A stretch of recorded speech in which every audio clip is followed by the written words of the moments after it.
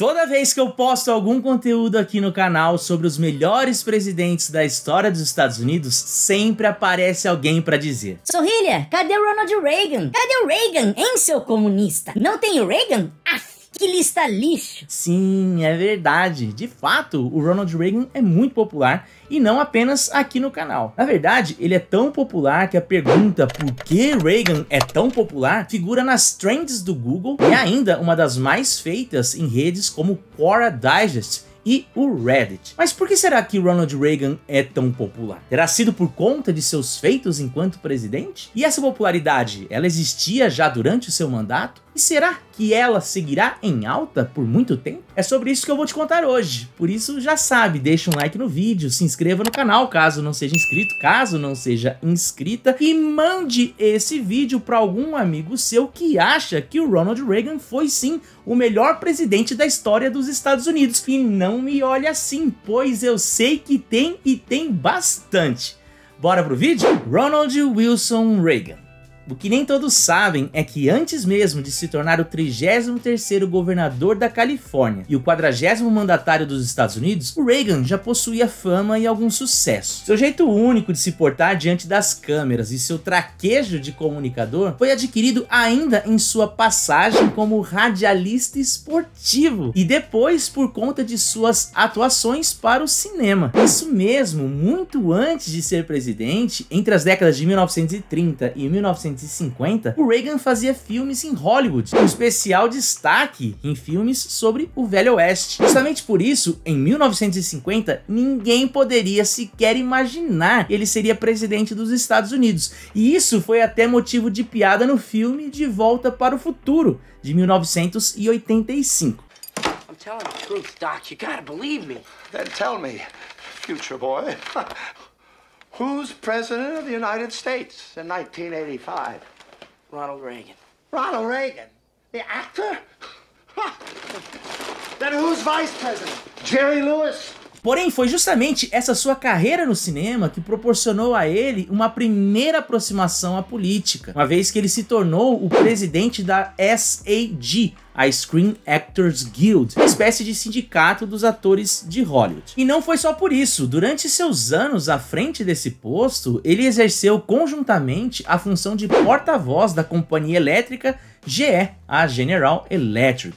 E foi justamente essa sua função de porta-voz da General Electric que acabou conectando definitivamente com a política, uma vez que ele era responsável por mediar os interesses da empresa com seus contratantes, entre eles o setor público e os políticos. E esse contato com a política e sua relevância no meio artístico deram bons indícios de que a sua trajetória na política poderia prosperar, o que seria confirmado em 1964. Naquele ano, durante as primárias republicanas, ele chamou a atenção de todos de dentro do partido por conta do discurso que ele fez em apoio ao Barry Goldwater, o que para muitos foi decisivo para que o candidato ganhasse a nomeação do partido para concorrer às eleições daquele ano. We will keep in mind and remember that Barry Goldwater has faith in us.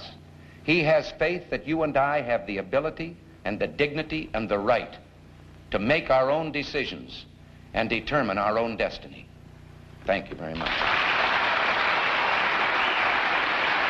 Goldwater perderia para Lyndon Johnson em 1964 mesmo, mas as portas da política se abririam definitivamente para o Reagan, que se tornaria governador da Califórnia 3 anos mais tarde, ficando no cargo até o ano de 1975. Agora, um fato curioso. Antes desse casamento com a política se consolidar, na época em que ele era presidente do sindicato, o Reagan pertencia ao Partido Democrata Comunista. Muito longe de ser visto como vira-casaca ou desse fato manchar a sua reputação junto aos republicanos, essa mudança de partido, na verdade, é tida por muitos dos seus seguidores como um fato que confirma a sua retidão ideológica. Claro, segundo a versão de seus seguidores. E esse caos, esse momento da sua história, faz até mesmo parte dessa narrativa que permeia a sua popularidade. Para os seus fãs, essa mudança indica o início de uma trajetória tida como sinônimo do conservadorismo americano. Agora, de qualquer modo, seja por seu passado no cinema ou como porta-voz da General Electric,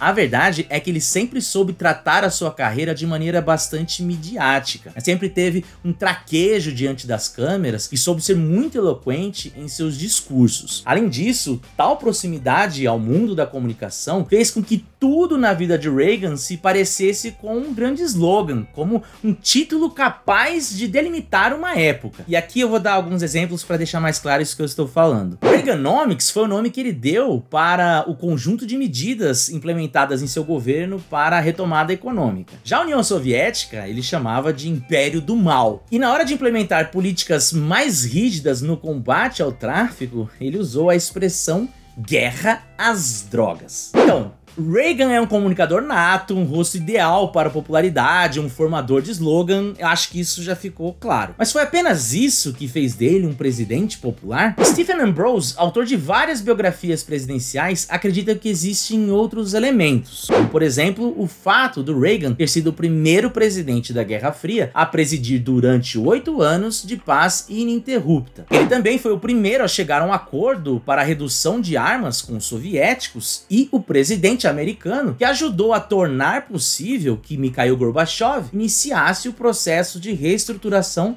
da sociedade soviética. E teriam sido essas questões então que fizeram com que o Reagan se tornasse não apenas popular, mas um líder que as pessoas gostavam. Aliás, esse é justamente um ponto que diferencia o Reagan de outros presidentes republicanos, como o Nixon, que tinha muitos admiradores dentro do próprio partido. Porém, ao passo que muitas pessoas admiravam o Nixon, quase ninguém gostava dele. Já no caso do Reagan, era exatamente o contrário. Quase todo mundo gostava dele, embora poucos o admirassem. Isso parece pouco, mas o fato de despertar esse sentimento nas pessoas fez com que os escândalos de seu governo não se vinculassem diretamente à sua imagem. O exato oposto do que aconteceu com Nixon, a quem todos os escândalos se voltavam para o presidente. E olha só, não foram poucas as polêmicas e as crises que o Reagan enfrentou em seu governo. Seu desrespeito pelo meio ambiente, as políticas de segurança com viés racista, a falta de capacidade em se posicionar firmemente contra o apartheid na África do Sul e o seu papel no escândalo do tráfico de armas internacionais, conhecido como Irã-Contra, foram amplamente discutidas e veiculadas pela imprensa naquele período. Porém, a sua popularidade não chegou a ser abalada e sua reputação nos dias de hoje não parece carregar nenhuma mancha quanto a essas questões, porque no imaginário do americano, as realizações positivas do seu governo superam em muito as negativas. Para eles, o Reagan foi, antes de qualquer coisa, o presidente que venceu a Guerra Fria. Mr. Gorbachev, open this gate. Mr. Gorbachev, tear down this wall. Além disso, o Reagan foi inegavelmente um game changer. Depois que ele foi reeleito em uma vitória esmagadora de 49 estados a 1 em 1984, ficou claro que os democratas dificilmente retornariam à Casa Branca usando uma plataforma de governo liberal mais progressista. Segundo o já mencionado Stephen Ambrose, e aqui eu abro aspas, quando Reagan entrou na política, praticamente todos os democratas fora de Dixie se identificavam com orgulho como liberal. Hoje, em grande parte por causa de Reagan, quase todos os democratas do país tentam se intitular conservadores. Ou seja, o Reagan acabou dando novas cartas ao jogo político, fazendo com que os seus adversários tivessem que jogar com um baralho mais conservador. E isso abriu caminho para o viés mais centrista na indicação democrata de Bill Clinton em 1992. Agora, se tais efeitos fazem de Reagan alguém popular no imaginário americano, entre os republicanos, esse peso é ainda maior. Afinal Afinal de contas, o Reagan foi responsável por reviver seu partido, que estava em completa desordem após os escândalos envolvendo o governo Nixon durante a década de 1970. E mais, com um perfil mais conservador, ele conseguiu unificar os sulistas, trabalhadores, empresários e conservadores religiosos em um poderoso megazord político que levou os republicanos a 3 vitórias consecutivas na década de 1980. Com isso, ele garantiu a consolidação da ala neoconservadora como aquela predominante no partido, e assim levou os republicanos ao controle do Senado quando ganhou a presidência em 1980. A coalizão Reagan, como ficou conhecida, foi tão bem sucedida que os líderes do partido trabalharam desesperadamente para sustentá-la mesmo após a saída de Reagan da presidência, e é claro que não conseguiram o mesmo sucesso com isso. Agora, apesar dessa clara identificação com o ideário conservador, a verdade é que o Reagan se apresentou como um político extremamente pragmático, e a sua política externa deixa bastante pistas a respeito disso. Pois ao mesmo tempo em que ele inflamava a sua claque contra o perigo comunista, ele não deixou de fazer acordos de cooperação com os soviéticos quando isso lhe beneficiava. Mas já me encaminhando para o final, se até agora eu trouxe alguns motivos que demonstram por que o Reagan foi popular durante a sua presidência, essa imagem quase incontestável de adoração que existe nos dias de hoje não se deu automaticamente do dia para a noite logo após a sua aposentadoria. De certo modo, a sua reputação se formou conforme a sua saída da Casa Branca foi ficando mais distante. Na verdade, essa mitificação do Reagan que existe nos dias atuais começou a ganhar força após a sua morte em 2004. Já em 2005, ele foi lembrado como o cidadão americano mais popular de todos os tempos em uma pesquisa feita em todos os estados do país. E isso ocorreu principalmente por conta do debate que existiu acerca do resgate do orgulho nacional, que veio logo depois do ataque do 11 de setembro. De algum modo, aquele momento em que o orgulho do americano estava ferido, voltar seus olhos para os anos Reagan trazia certo conforto. Lembrar de seus 2 mandatos, entre 1981 e 1989, é lembrar de um período em que houve, ainda que de maneira discutível, prosperidade econômica, em que aconteceu o colapso do bloco soviético e em que se produziu um renovado sentimento de orgulho entre os americanos que ainda se recuperavam da guerra do Vietnã. E é dessa forma que as suas falhas, as suas mazelas foram amaciadas por conta dessa boa lembrança e dessa necessidade de resgate emocional, e também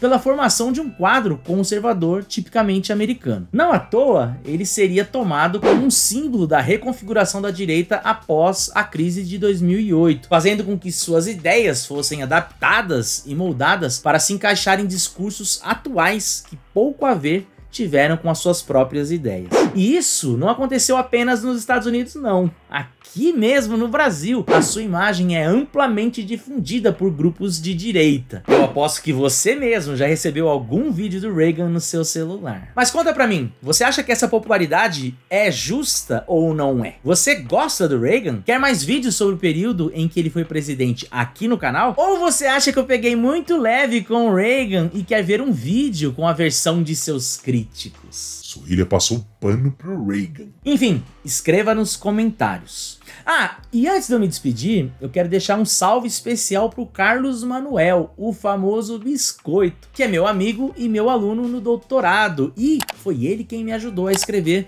o roteiro do vídeo de hoje. Então, se você gostou do conteúdo, aproveite, vá lá nos comentários e deixe o seu obrigado, Biscoito! Por hoje era isso, até o próximo vídeo, tchau, tchau!